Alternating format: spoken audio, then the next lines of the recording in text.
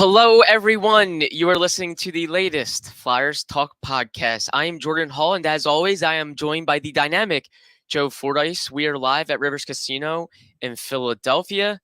Joe, never a dull day with this team, that's for sure. News came out today that Tony DeAngelo was placed on unconditional waivers, according to multiple national reports, for the purpose of a contract buyout. So essentially, if he goes unclaimed, he'll be an unrestricted free agent. The story here is that DeAngelo's tenure with the Flyers is done after one season. Another subtraction for Danny Briere in this rebuild. Really a messy situation, a messy finish with the DeAngelo tenure. This is a player that the Flyers gave up multiple draft picks to acquire. They committed $5 million a year to him over 2 years. The second year was going to be this season, and they get absolutely nothing in return for him.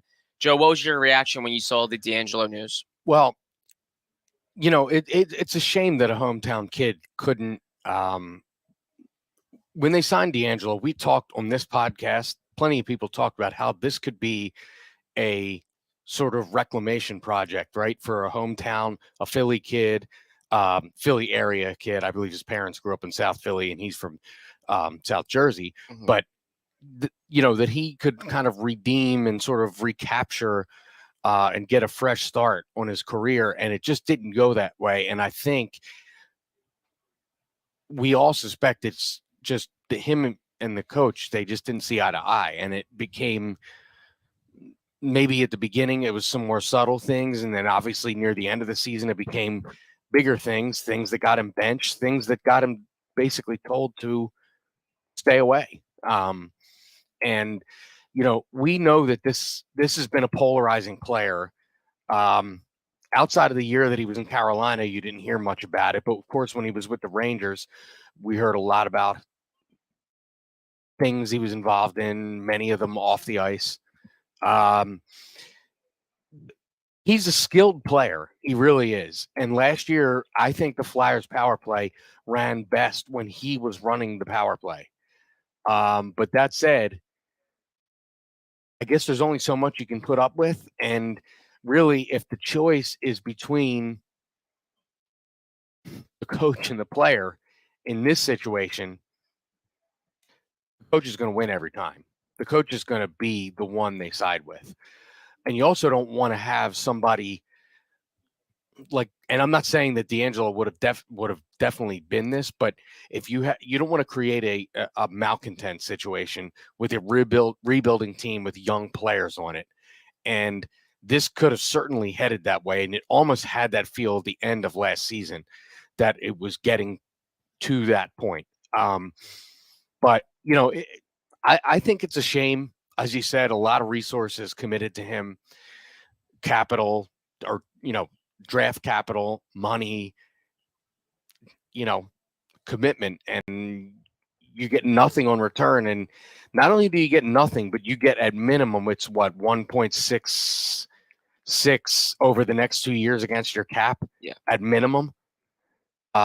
So yeah, I mean, there's not really a way to put a positive spin on this situation. Some of these other ones, okay, you get some return for Provorov.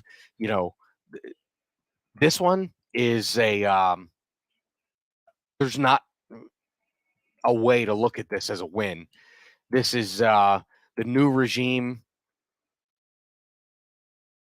cleaning up some business from the old regime. I mean, there's not really any other way to put it. And,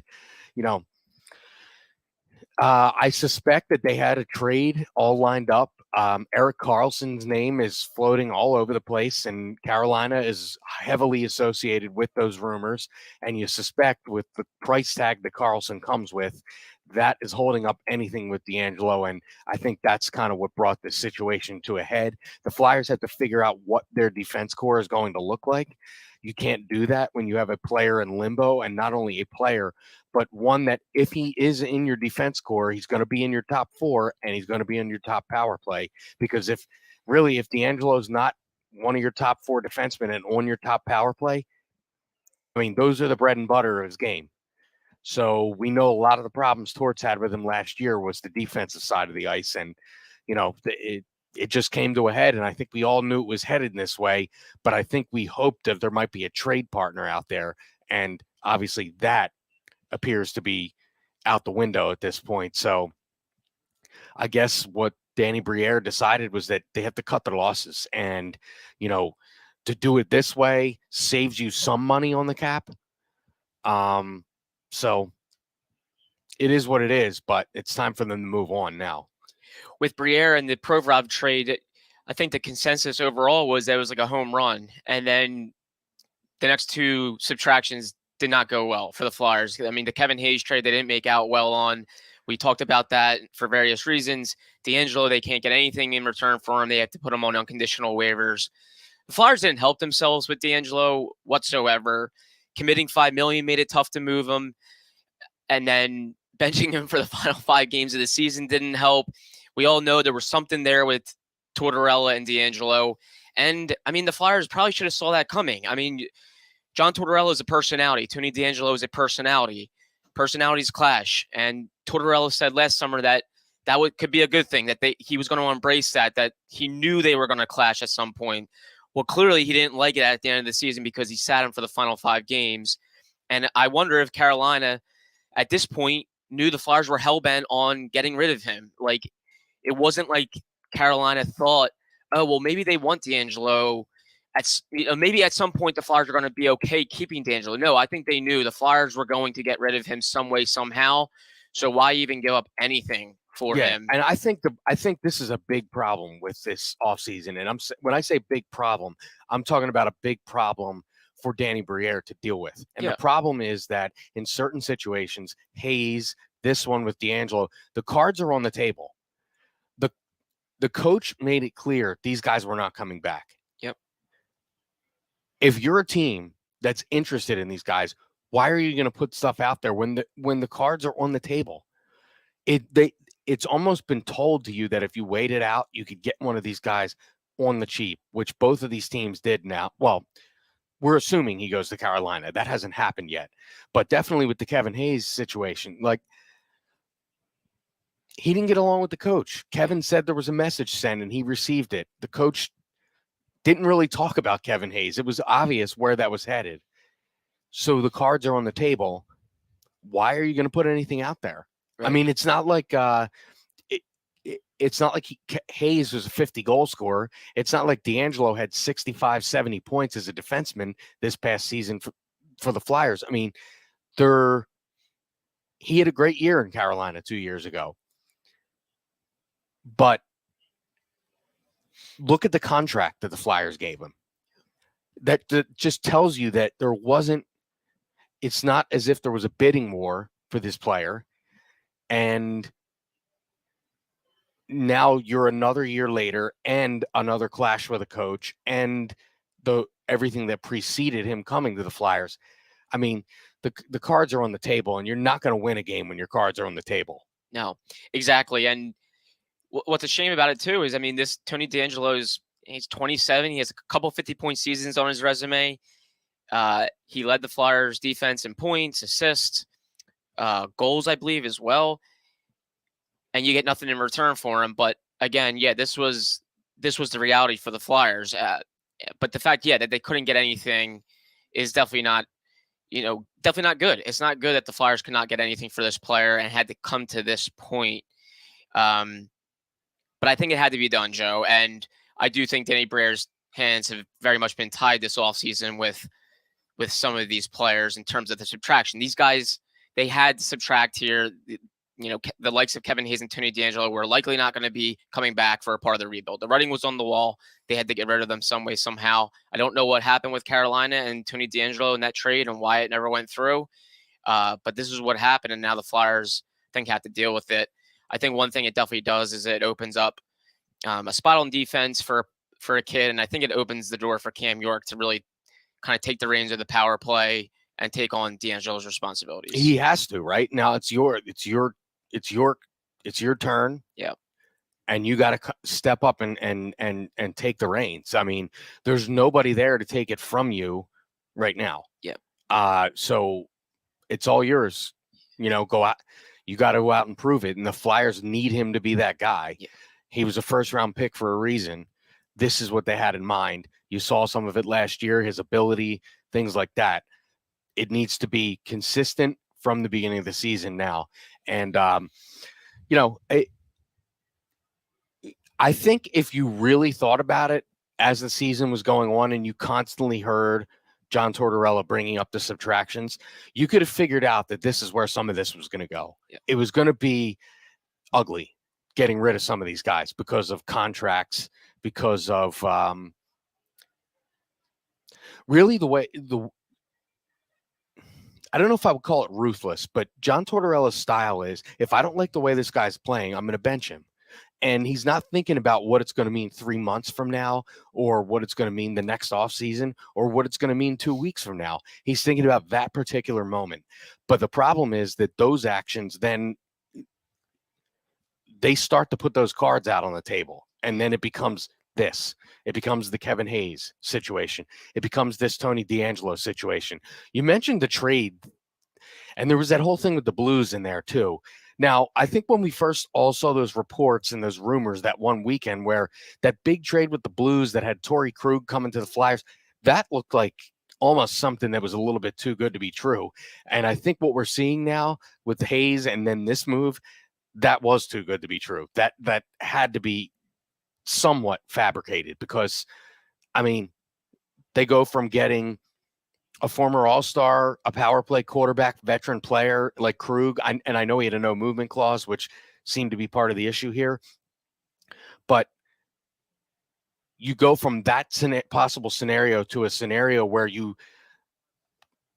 trade Hayes, you're buying out, releasing DeAngelo, and you're really getting almost nothing back for both of those players, where both of their names were involved in this huge potential trade. And that included, I mean, if I'm remembering correctly, Sanheim's name. It included Lawton. I mean, that was a blockbuster type of deal.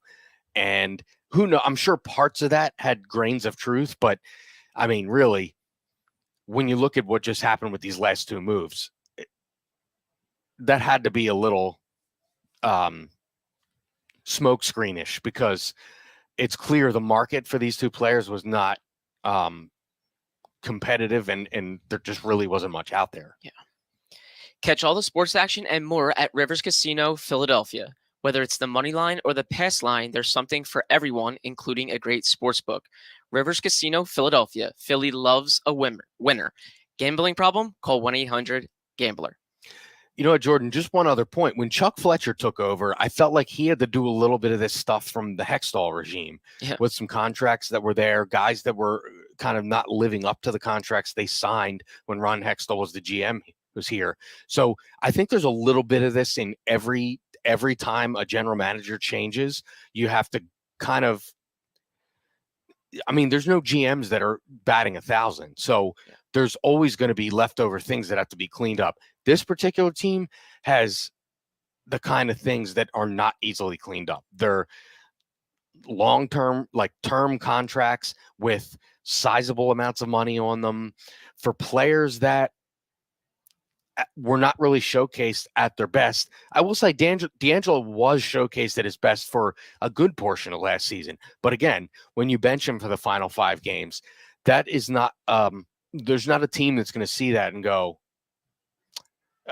I got to rush and get that guy. Right. And that's not anything against DeAngelo, but what I'm saying is another team is not going, that other teams are going to wonder why that guy got benched before they start talking about him coming there. Carolina makes sense because he already was there. They already know, and their roster is not much different from when Tony DeAngelo was there. So I think that is a different situation. And maybe really at this point, the only situation that's going to work for DeAngelo is to go back there and give it another shot. Yeah, where he thrived under Rod Brindamore, and clearly it's a coach that Tony DeAngelo wants to play for, wants to respect. Brindamore is known to get everything out of his players, and especially buy-in. And yeah, I mean, you know, a lot of people might not be super happy with how Danny Briere made on these last 2 subtractions, the DeAngelo waivers, Hayes trade, but these were not ideal situations. Like Briere's coming in, like you said, very much having to rebuild and clean up a bit. I mean, and it's very common in hockey. When you fire a GM and bring in a new GM, it's clearly you're changing vision, you're changing approach. and things need to be cleaned up. Chuck Fletcher had it very similar with Ron Hextall. Danny Breyer's now having it very similar with Chuck Fletcher, because not long ago, the Flyers were a win away from the East Final. It wasn't that long ago where they were thinking they were on the cusp of contending and taking that next step, and suddenly, very quickly, they are rebuilding and having to move players out and try to get younger, and it makes for tough decisions, tough negotiations on players where opposing teams know you're not looking to keep this player. And one thing I'll say about Tony DeAngelo, I thought he was a fine teammate here. I really think he's grown from his younger days. Absolutely. In terms of dealing with people, dealing with teammates. If you go back, you watch, you listen, this year, if he had a bad game, a bad play, he was accountable. He always faced the media. He had no problem admitting when he screwed up, when he was bad. From all accounts, from talking to different people, his teammates, he got along with people. He was a good teammate. I think he deserves some credit there. I don't think he deserves all the flack he'll probably catch for no longer being here, for playing for multiple teams now over the last couple of years. He was a fine teammate. Now, listen, you can argue that he wasn't a fine teammate by getting benched and getting into it with the coach, but that's more player-coach.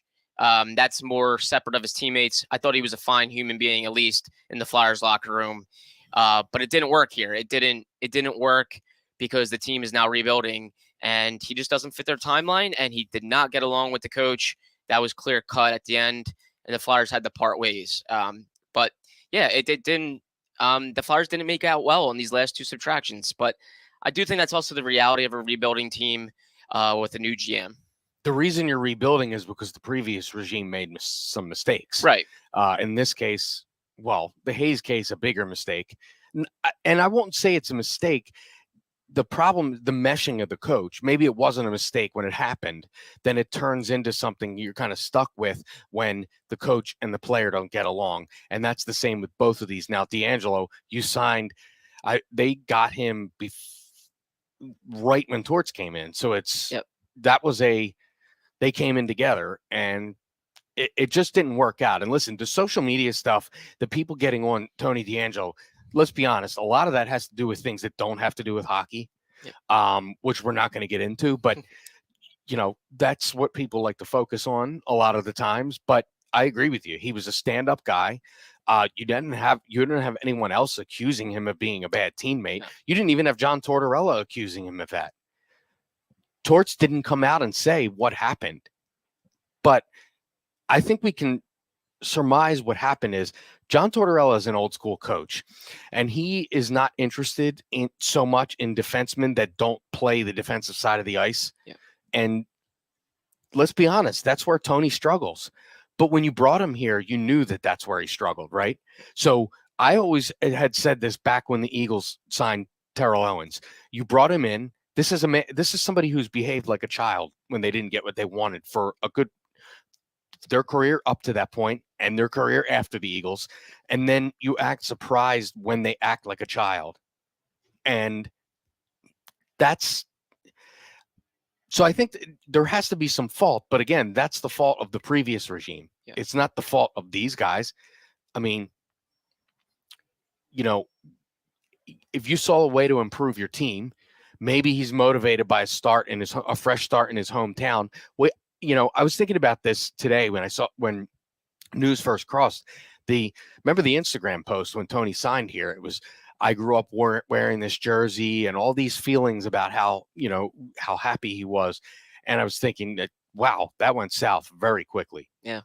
But I don't think anybody would be surprised by it. And, we're obviously, the two of us are not saying he's a bad guy. We both dealt with him several times, and he was a great guy to deal with. But he clearly has a style that is not going to mesh with the way certain people coach. And John Tortorella is one of those guys. Yeah. And I'm not excusing what Tony's done in the past. I know he said a racial slur back when he was playing junior hockey as a teenager, and he was punished for it and was regretful about it. I know what happened with the Rangers and why that ended on bad terms. But I'm talking about the 27-year-old Tony DeAngelo that played for the Flyers.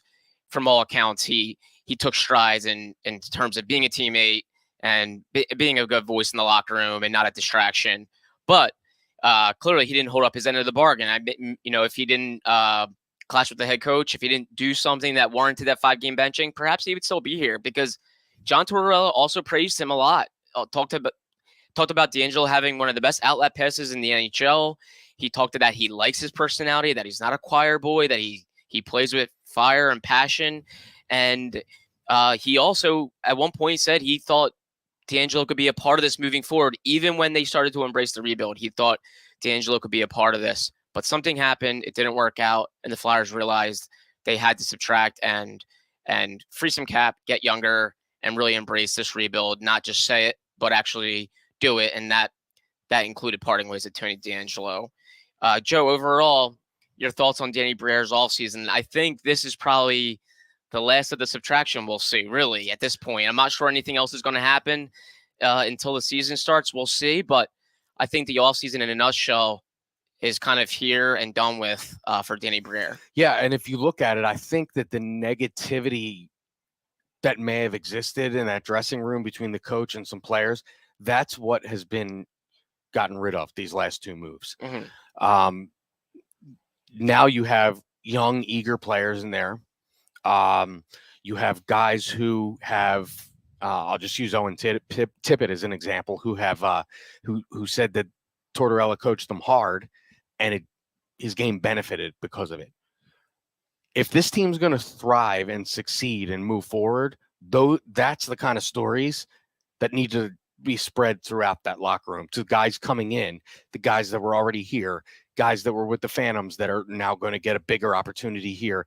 They need to embrace that fully. And I do think guys like Cam Atkinson coming back, Mark Stahl, guys that know Torts, will be good for those younger players to kind of say, hey, wait a second, before you jump the gun, over a disagreement with the coach or whatever it might be, and give them an example of something. And I know from talking to Scott Hartnell all the times that happened with him, and he has told me several times he wished that he had Torts when he was a younger player as opposed to when he was, after the Flyers. So I think that now it can only go up at this point. So I think his offseason has been pretty good. I'm going to say, he didn't have much to work with these last two moves. You're not dealing with a lot of attractive qualities when you look at the contracts and numbers that were with Tony DeAngelo and Hayes. So you can't really fault him there. But I do think he's done a good job of changing the outlook of this team. And, we'll see if the other additions that are made. And, of course, the Couturier and Atkinson coming back, which we all assume will happen, is going to be, huge additions for this team.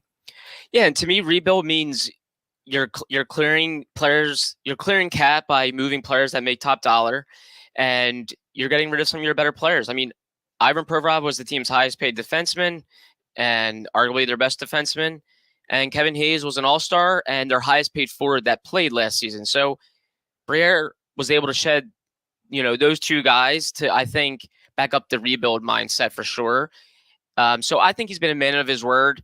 And I will say, back in March, he said he didn't think this was a fire sale. He thought there were some players here that could fit.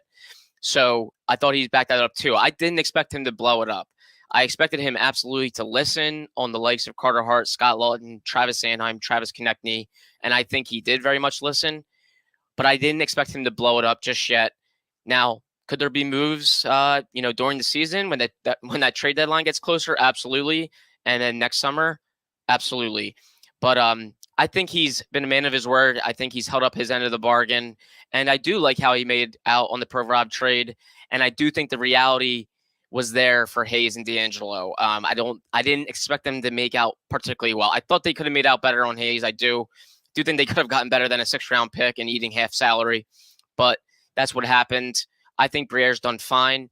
I think he's backed up his vision a little bit, and I do think they're moving in the right direction. And lastly, I do think John Tortorella can be a coach for this. I still think he can be a guy that can rebuild a team, work with young talent. And I think in-house, the Flyers probably expect they can get better quicker than maybe some people envision. Do think it's a rebuild, and it could take 3 to 5 years.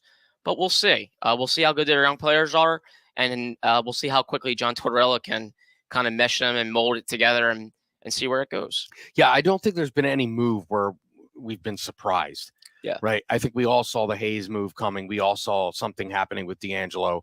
Provorov, maybe. Yeah. But again, we knew this was a guy that had some disagreements with the coach, and sort of it seemed like their styles clashed a little bit. So I wouldn't call that a full-blown surprise. Out of the moves that happened, I would say that was the biggest surprise. But that's not really saying much, because the other ones, I think, are ones that we all assumed were happening anyway. So I think they're sticking right to the plan. They've been consistent with this messaging all along, and so far they've stuck with the plan. Exactly. And free agency, they didn't really add anything in terms of long-term deals and any players that are going to make them a contender. Like, they added around the margins, nice little support for the rebuild, but nothing that's going to turn them into, I think, a playoff team. And I thought they made out well in the draft. They swung high on upside, on talent, and really valued the long game in the draft, which I thought was important too. So I've been fine with Danny Briere's work. I think he's given fans the reason to have faith in what he's doing, and Keith Jones as well. But we'll see where it all goes. It's definitely been a busy offseason, Joe, with no days where you're just like, not much has happened. No, it's been nonstop. And that's what happens, I think, when you're changing the front office and you're rebuilding. Yeah, and I'll say this too. There's a lot of discussion about when they got brought in Hathaway, and it was, is he going to block one of the kids? You can't just have a team of all kids. Yeah, you can't. You can't do it. You can't do that in the NHL. Yeah. You have to have some veterans in there. Couturier, Atkinson coming back. Yes, they're veterans. But when you look around, I mean, Konechny's a veteran, still a younger player. Farabee's in the league a few years. These are young players. They need to learn from guys. Garnet Hathaway's played for winning teams. Mark Stahl played for winning teams. You know, you bring in Ryan Poehling, who's kind of a guy who's really had to work for everything he's gotten in this league. You cannot just go to battle with a bunch of guys that you're not sure if they're NHL players yet. Yeah. That you need some stability there, because the only way you get, most when you talk to players that are great players or were great players, they always talk about the guys they learned from when they weren't great players. You can't just have a bunch of young kids there, because then there's nobody for the young guys to learn from. And I think that's a big deal. And I think that's an oversight when people, breaking news, people overreact on social media about everything. But when people react in that sort of way, I don't think they're thinking about who are the influences on the young players. Yeah. And I think that's what they've provided here. Again, you're not bringing in a guy that's going to make you a contender, or two guys. You're bringing in stability, stable veterans, guys that have played in the league for a long time and can be a good influence on the guys that are going to be here through the rebuild. Yeah. And I think the challenge for Briere, Tortorella, and particularly Tortorella, because he makes the lineup, he decides who's playing, who's not, is not blocking their kids, in the sense that if their kids are performing and they're dictating where they should play, you need to play them in good spots and not have the guys that Danny Briere acquired block them. It's okay that they're in their lineup, and it's okay that they're here, but if they need to sit for the use of a young player getting, more minutes or getting what he deserves, that should happen. And I think when it doesn't happen, that's a problem. I think what John Tortorella showed you last year is that will happen. Yeah. Everything from him trying different guys seemingly every game for a big stretch there in the middle of the season, to him sitting up top with Danny Briere to watch some of the games and see what they had. He's not afraid to do anything, regardless of what players' names are, stature in the league, contracts, how many years they've been, all that sort of stuff. He's not afraid to try it. So I have no concern in that area with John Tortorella, in terms of, if this guy needs to play, or he's earned the playing time, he's going to get the playing time, and they're going to see and make sure they have what they think they have, or find out what they have. Exactly. Yeah. No, spot on. And crazy summer, crazy off season, but it was to be expected. And Joe, we'll still have some podcasts in July, the rest of July, in August, even when it's slow. We'll be talking Flyers and really getting ready for training camp and all the discussion that will be had about that. and year 2 under John Tortorella. But Joe, thank you so much for joining me, chatting about Tony DeAngelo in the news today. A big thank you to Ben Berry, our podcast producer and guru, for always being flexible with our time. And Flyers fans, of course, as always, thank you so much for listening to the latest Flyers Talk podcast. Wherever you get your podcasts, please rate and listen, and we can't wait to talk to you next.